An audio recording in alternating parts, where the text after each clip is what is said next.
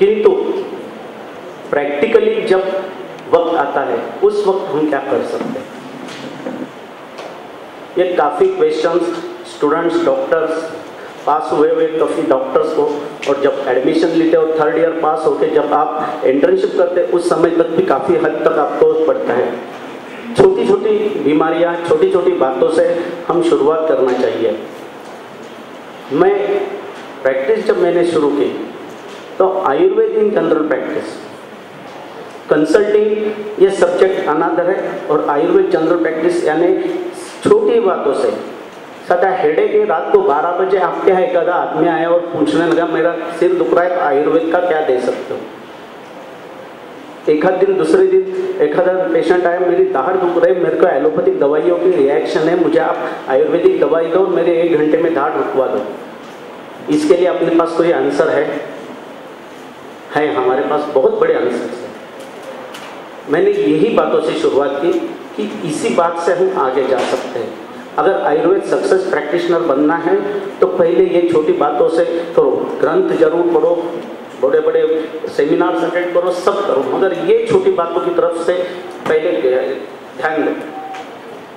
आज की बीमारियां जब होती है तो पूछा जाता है कि आपका बाप पता नहीं तो श्राद्ध था, इसलिए आपके पास डाटा रखना आज के युग में बहुत जरूरी है, और हम लोग यही कम पढ़ते हैं।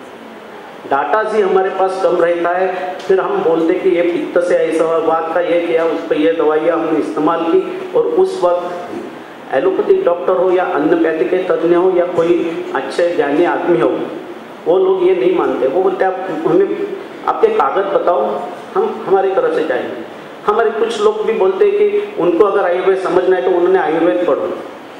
मैं कहता हूँ कि उनको आयुर्वेद समझाएं तो हम उनके भाषा में उनको आयुर्वेद समझाओ, फिर वो आयुर्वेद की तरफ जरूर ध्यान देंगे।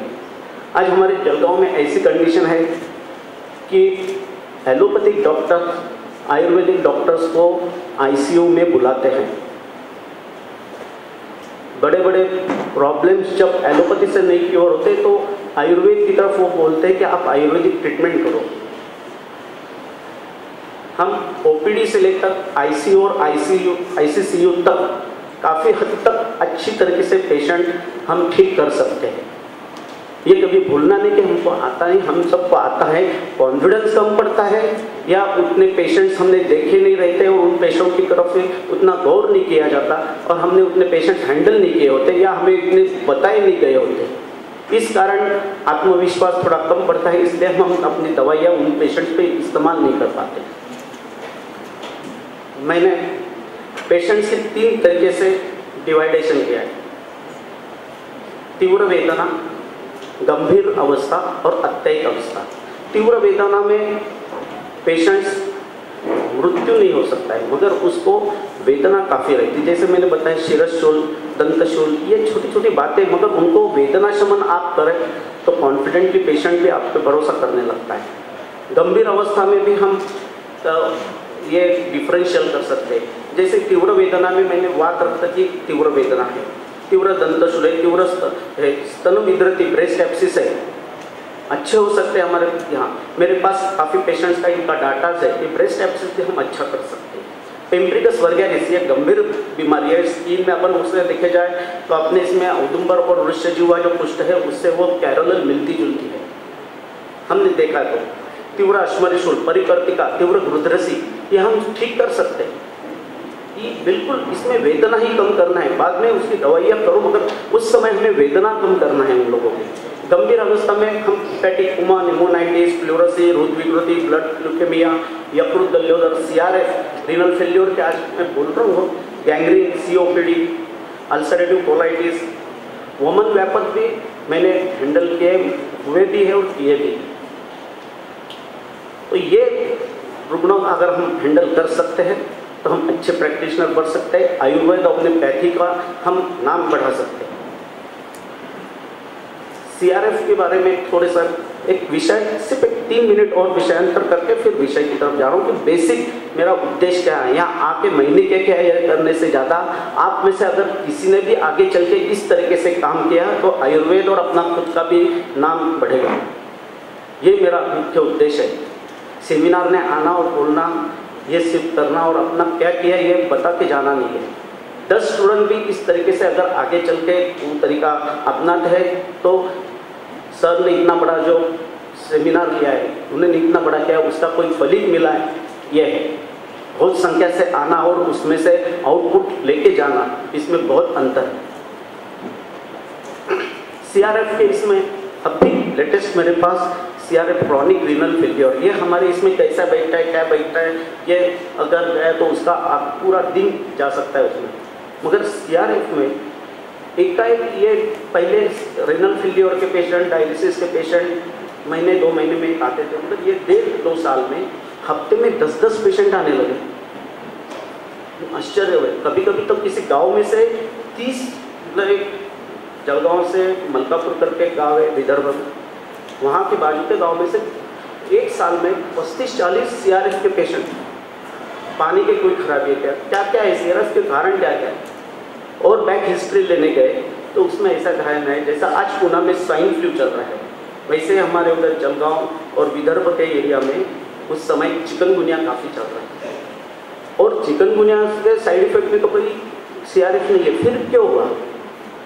फिर आगे जाके देखा तो नाइस, पॉम्बिफ्लेम, वेवेरॉन, ये चॉकलेट कैडबरी जैसे लोगों ने बहुत खाए थे, और जो पेशेंट है CRF के उनकी उम्र बहुत ही खतरनाक थी, 25 से 40 साल के अंदर के लोग हैं।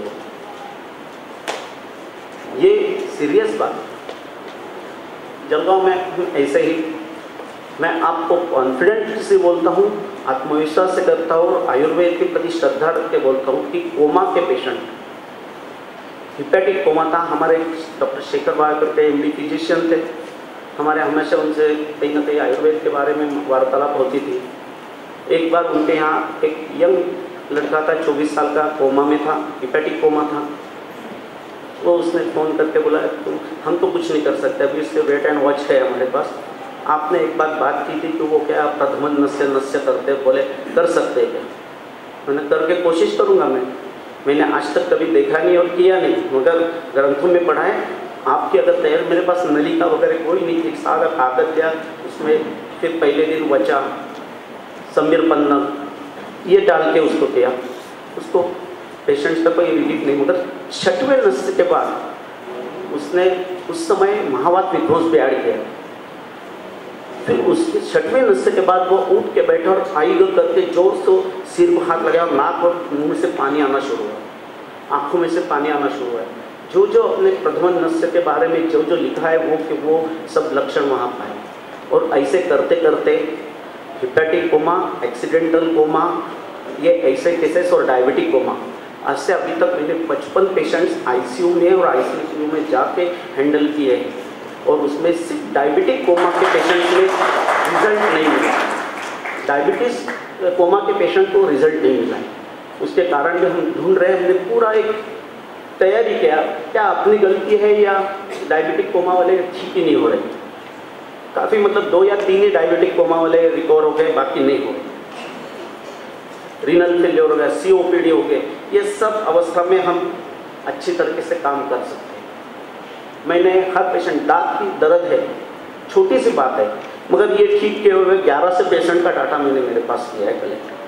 हर बीमारी के हजार के आसपास छोटी छोटी बीमारी के डाटा विद नेम, पेशेंट कितने घंटों में रुका है, कितने घंटे में शुरू हुआ, उसके दवाइयाँ देने के बाद उसको क्या प्रॉब्लम आया, क्या नहीं आया, इफेक्ट, साइड इफेक्ट सब तैयार करके उसमें से अपने को क्या सीखने मिला, ये मैंने उस समय खुद की पढ़ाई मैंने खुद की। उस समय काफ़ी हद तक गलतियाँ भी हुई, मगर वो हर समय सुधार के हो गया। आज भी मैं ऐसा नहीं बोल सकता कि मैं 100% परफेक्ट हूँ, कहीं ना कोई प्रॉब्लम आता ही है, हर प्रॉब्लम में से रास्ता निकालना ही अपना काम है, और वो आज तक मैं कर ही रहा हूँ। इस तरीके से मैंने विषयांतर करके अभी विषय की तरफ जा रहा हूँ। 5 मिनट विषयांतर करके आप सबको ये बात बताई, इसलिए मैं पहले क्षमा चाहता हूँ, मगर अब विषय की तरफ जाता हूँ। अभी भी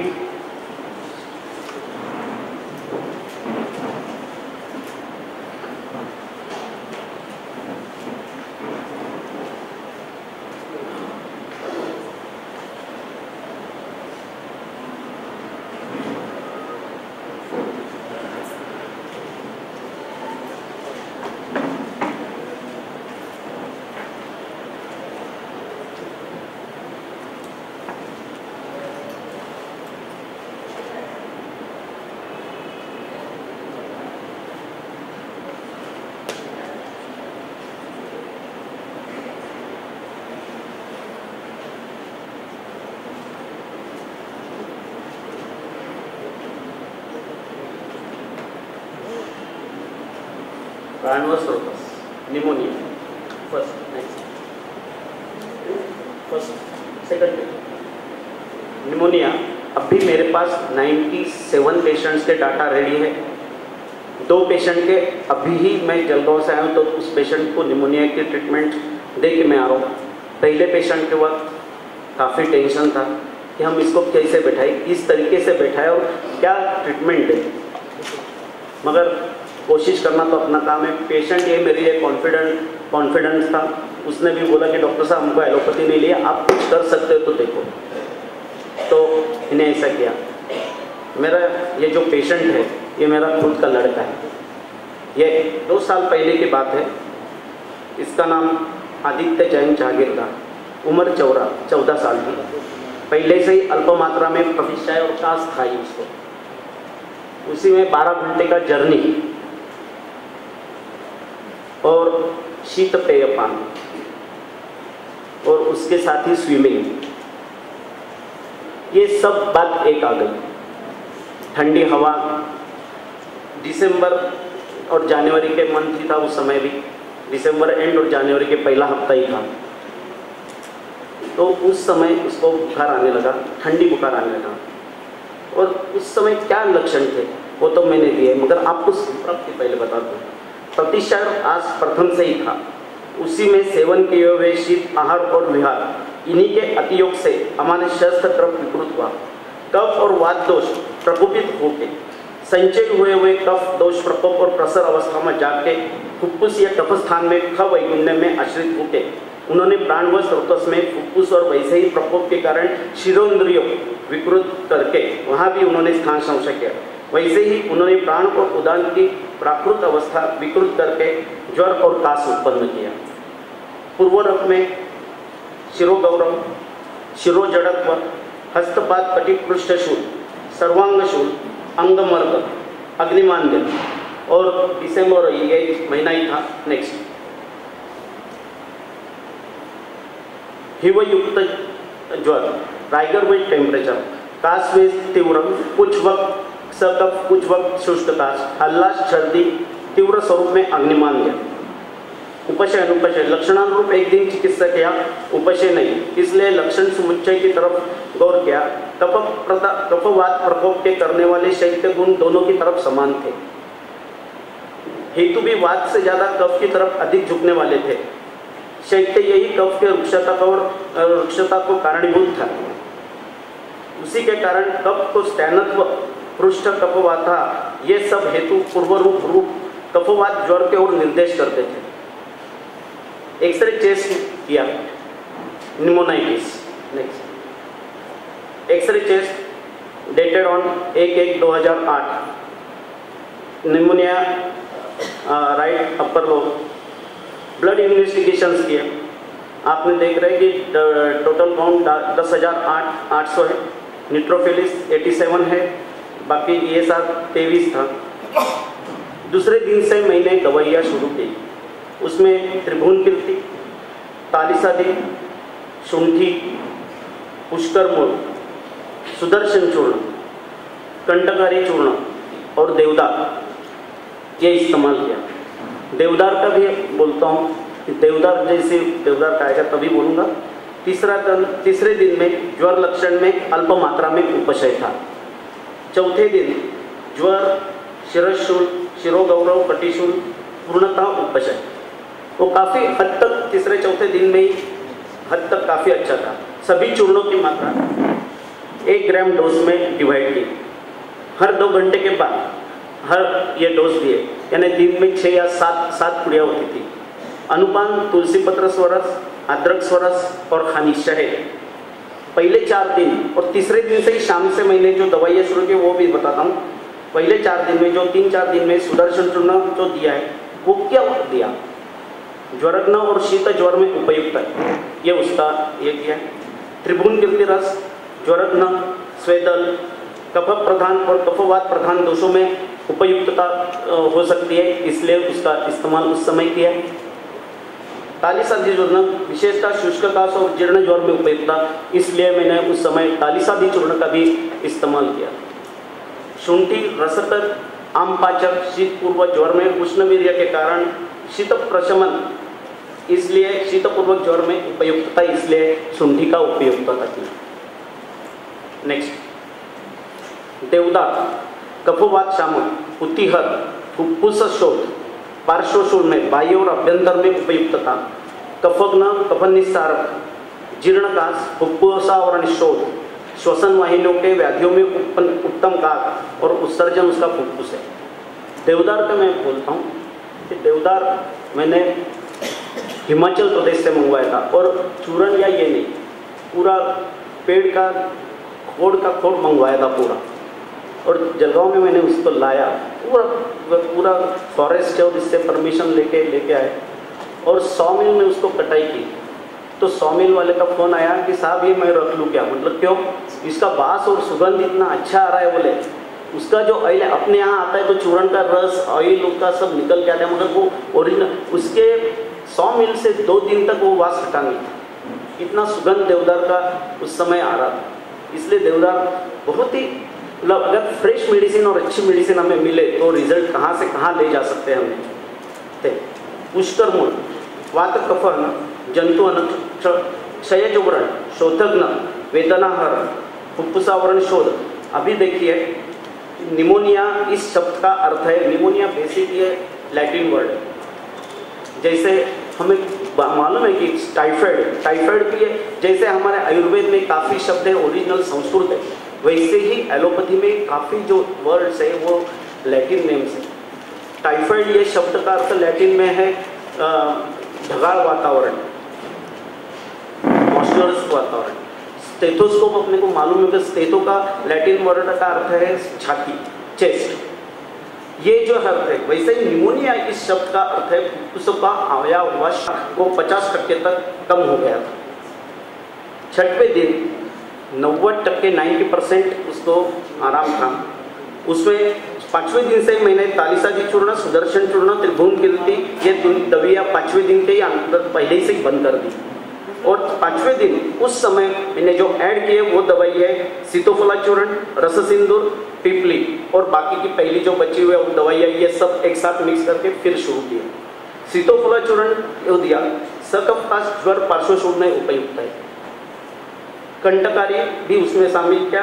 गण कासर है, तिक्त कटु है, विपाक कटु है, वीर्य उष्ण है, गुण लघु और वृक्ष है। दोषग्नता, कफग्न, कफस्थान पे विशेष कार्य करने वाला। कटु तिक्त रस और उष्ण वीर्य से प्राणवश स्रोतस अवरोध करने वाले कफ नाश करता है। ज्वर, काश, श्वास, पार्श्वशूल में उपयुक्तता, इसलिए कंटकारी भी उसमें मैंने ऐड करवाया। नेक्स्ट, रस सिंधु, उष्ण वीर्य, रसायन प्रभाव, फुफ्फुस, दूषित संचित कफ सहजता से बाहर निकालने की कफ शुद्धि होती है उससे। विशेष कार्य कफ प्रधान व्याधि में जैसे निमोनिया जैसे है। पिपली, कासर गण में समावेश, कटु रस, कटु विपाक, लघु स्निग्ध, तीक्ष्ण गुणों से कफहन स्निग्ध, तीक्ष्ण गुण से कफहन, स्निग्ध उष्ण गुण कारण कफ छेदन और विलयन करता है, इसलिए यह दवाइयों का इस्तेमाल किया। मेरा जो लड़का है ये 80, मतलब उस वक्त तक 80 पेशेंट कंप्लीट होते, उससे पहले पेशेंट्स में मैंने काफ़ी दवाइयाँ इस्तेमाल करी, 14 चूर्ण इस्तेमाल किए, 15 चूर्ण इस्तेमाल किए, मगर कभी रिजल्ट आता था कभी नहीं था। इस दवा से क्या हुआ, ये आखिरी आके मिनिमम डोसेस, मिनिमम दवाइयों, मैक्सिमम रिजल्ट्स की तरफ जाना आसान हो गया इतने पेशेंट। मगर अब कॉन्फिडेंटली मैं कह सकता हूँ कि निमोनिया अच्छी तरीके से अपने यहाँ ठीक हो सकता है, इसलिए आप भी इस्तेमाल करके देखो, हिम्मत नहीं हारना। थोड़ा वैद्य अतिधीट आणि अतिभित्रा दोन्ही नसावं, तो थोड़ा संभल के मगर हिम्मत से काम लेना चाहिए। 7वें और 8वें दिन में पूर्ण अवकाश है। 9, 10 और 11वें दिन में पूर्ण दवाइयाँ मैंने सिर्फ 4 डोज दिन में रखी थी। 12वें 13वें दिन के बाद वो पूर्ण पाठशाला में, स्कूल में वो जाने लगा, सिर्फ 12 दिन। आप बताओ, एंटीबायोटिक भी 8-10 दिन नहीं देने पड़ते, फिर हमारे उसमें कितना क्या फर्क है? कुछ भी नहीं है, सिर्फ अनुभव और आत्मविश्वास, ये दोनों चीज़ों की कमी है, बाकी हमारे शास्त्र में कुछ भी कमी नहीं है। दिन के बाद औषधियाँ पूर्ण मात्रा से बंद की। नेक्स्ट, पुनश्च एक्सरे चेस्ट 17 तारीख को किया। एक्सरे चेस्ट का रिपोर्ट नॉर्मल था। अनपन यही क्यों? तुलसी पत्र क्यों दिया? कटु तिक्त रस, कटु विपाक, उष्ण वीर्य, लघु स्निग्ध तीक्ष्ण गुणों के कारण वात कफग्न श्वासहर गणों में उसका समावेश है। उष्ण तीक्ष्ण गुण के कारण कफ विलयन, कफज का श्वास, शीतपूर्वक ज्वर, कफज ज्वर, कफवातज ज्वर में उसका अधिकतम से उपयोग होता है, इसलिए तो तुलसी पत्र का इस्तेमाल किया। अदरक स्वरस, कटु रस, कटु विपाक, उष्ण वीर्य, गुरु रुक्ष तीक्ष्ण उष्ण गुणों के कारण श्वास काश गण में उपयोग है। और जब वो पहले कफ की स्टैमिना था और ये जब देखे जाए तो इस सब से अदरक यहाँ ज़्यादा काम करेगा, इसलिए लिया। मध वृक्ष है मगर योगवाही, ये प्रमुख गुण के कारण मध का मैंने उसमें इस्तेमाल किया है। नेक्स्ट, कुछ रुग्णों में कफ से ज़्यादा वातधिक्य के कारण लक्षण पाए गए। प्रतिशय का भी उपद्रव अधिक मात्रा से मिला, किंतु एक्सरे चेस्ट में निमोनियासिस पाया गया। उस समय औषधि चिकित्सा में थोड़ा बदलाव किए। वातज ज़्यादा प्रधान था, मगर इसमें वातज कफ और कफ वातज था, मगर एक्सरे चेस्ट में दोनों तरफ निमोनिया आया। ऐसे 30-40 पेशेंट किए थे, 40-50 पेशेंट किए थे, इसलिए हम नहीं करते। उस समय लांगुटी, लक्ष्मीलास रस, भल्ला तक परपटी, टंकण भस्म एकदम अधिक मात्रा में ने इस्तेमाल किए और इसके रिजल्ट्स भी अच्छे आ चुके हैं। रस सिंदूर अंदर द्रव्य कभी कभी दूसरे दिन से ही मैंने इस्तेमाल करके दिखाए, उस समय भी उसमें अच्छा रिजल्ट दिया है। अभी तक 100 के आसपास, मैंने बोला अभी कल 2 पेशेंट मेरे पास है और 99 मतलब सेंचुरी हो जाएंगे 4-8 दिन में, या शायद जब भी होगी वक्त। इन औषधियों के कारण कभी कभी साइड इफेक्ट में भी क्या मिला है, तो तीक्ष्ण उष्ण औषधियों के अनुमान के कारण मुखपाक, पूरा उदर दाह, ये काफ़ी इन रुग्णों में मतलब 30 रुग्णों में तो भी पाए गए, मिले ही है, क्योंकि इतनी तीक्ष्ण उष्ण दवाइयाँ है उस वक्त। फिर मुखपाक के कारण, पूरा उदर दाह के कारण डोज ये कम करके थोड़ा उसके लिए जो अपने रेगुलर पित्तशामक दवाइयाँ है, ये दवाइयाँ इसमें, उसमें भी ज्येष्ठमध जैसी दवाई की जो कफ में और काश में भी काम कर सकती है, जैसे मुख में लेपन करने के लिए वगैरह इस्तेमाल की है, इस तरीके से किए। इसलिए लक्षणानुरूप चिकित्सा इस तरीके से किए। वैसे ही COPD, CRF के लगभग 400 पेशेंट के आसपास के डाटा मेरे पास तैयार है। बस व्याधियों को आयुर्वेदीय शास्त्र अनुसार चिकित्सा करो, उसको मॉडर्न के लोगों को ये बता दो कि हम भी आपकी तरफ से, आप ही की तरफ से रिपोर्ट्स करके आपको बता सकते हैं कि आयुर्वेद में भी ये सब कर सकते हैं। नमस्कार, धन्यवाद।